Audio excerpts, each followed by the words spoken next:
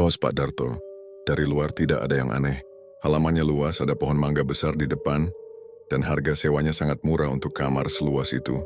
Aku mahasiswa rantau, jadi tentu saja aku langsung mengambil kamar paling murah.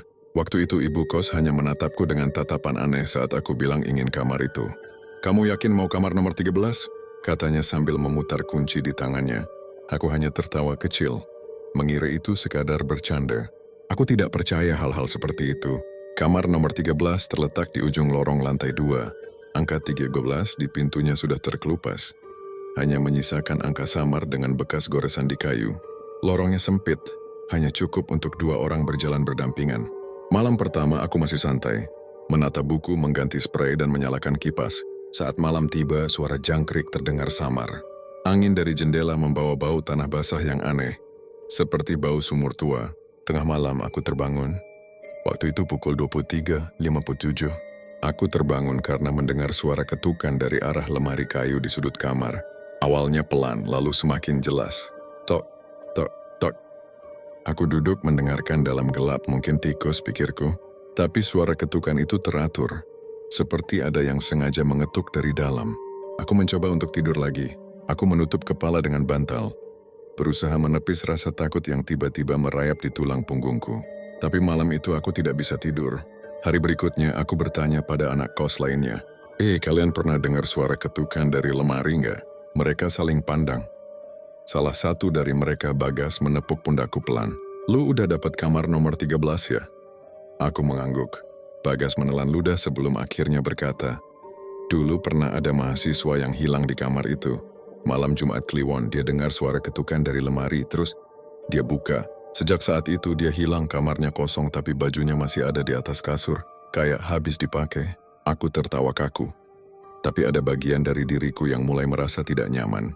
Bagas menambahkan dengan pelan, "Kalau lu dengar ketukan itu lagi, jangan dibuka lemarnya." Malam berikutnya, tepat Jumat Kliwon, suara ketukan itu kembali. Kali ini lebih cepat, tok, tok, tok. Seperti ketukan orang tidak sabar. Aku duduk di ranjang, lampu mati. Hanya lampu luar lorong yang temaram menembus ventilasi jendela. Ketukan itu semakin keras. Aku berusaha mengabaikannya, menutup telinga dengan tangan. Tapi suara itu semakin dekat. Seolah bukan dari lemari, tapi dari belakangku. Aku menoleh perlahan, tidak ada siapa-siapa. Aku menatap lemari kayu yang sedikit terbuka. Tok, tok. Tok, tiba-tiba ketukan itu berhenti. Sunyi hening. Aku mendekat. Rasa penasaran bercampur ketakutan. Aku memegang gagang pintu lemari. Tanganku dingin dan berkeringat. Aku membukanya perlahan, kosong. Hanya tumpukan bajuku yang belum sempat disusun. Tidak ada apa-apa, aku menghela napas lega. Aku cuma halu, gumamku. Tapi saat aku menutup pintu lemari dan menoleh ke arah kasur, jantungku seperti berhenti berdetak. Di atas kasur, terlipat rapi ada pakaian tidurku, kaos hitam dan celana pendek abu-abu, yang sekarang sedang aku pakai. Tanganku gemetar. Aku menatap tubuhku memastikan aku masih mengenakan baju itu. Tapi di atas kasur, baju yang sama, dengan lipatan persis seperti saat aku meletakkannya, ada di sana. Aku mundur pelan, mataku berkaca-kaca. Di belakangku, lemari yang tadi kosong kini terbuka perlahan mengeluarkan suara kriek. Aku tidak berani menoleh, tapi aku bisa mendengar napas seseorang dari arah lemari. Esok paginya kos itu heboh. Ibu kos memanggil semua penghuni karena mereka menemukan kamarku kosong. Tidak ada yang tahu aku di mana. Yang ada hanya pakaianku terlipat rapi di atas kasur. Kasur yang masih hangat. Semua orang mencari kemana-mana, ke kampus, ke warung depan kos, bahkan ke musyola kecil samping kos.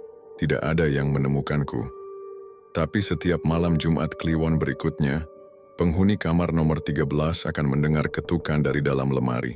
Jika mereka cukup nekat untuk membuka, mereka akan melihat sekilas bayangan seseorang berdiri di sudut lemari, dengan mata hitam yang menatap mereka tanpa berkedip. Dan jika mereka cukup berani menoleh ke arah kasur, mereka akan menemukan baju mereka sendiri, terlipat rapi meskipun mereka sedang memakainya. Tidak ada yang benar-benar pergi dari kamar nomor 13, yang hilang hanya tubuhmu, sementara jiwamu tetap tinggal di sana. Untuk mengetuk lemari setiap malam Jumat Kliwon, menunggu penghuni baru membuka pintu.